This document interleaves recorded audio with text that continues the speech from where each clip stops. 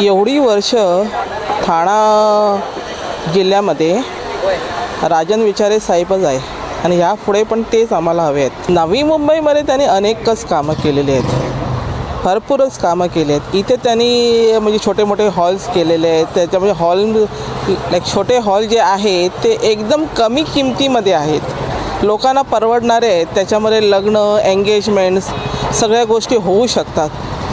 जे सामान्य माणसाला परवडत नाही तशी हॉल्स इथे केलेली आहेत, इथे बनवलेली आहेत. उद्धव ठाकरे आम्हाला पाहिजेत पंतप्रधान म्हणून, पण राजन विचारे साहेबांना कोणी टक्कर देऊ शकत नाही.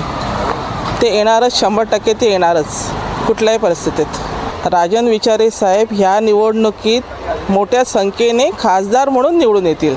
माझं मत राजन विचारे साहेबांना आहे, मशाल, आणि ह्या निवडणुकीत ते हॅट्रिक करणार.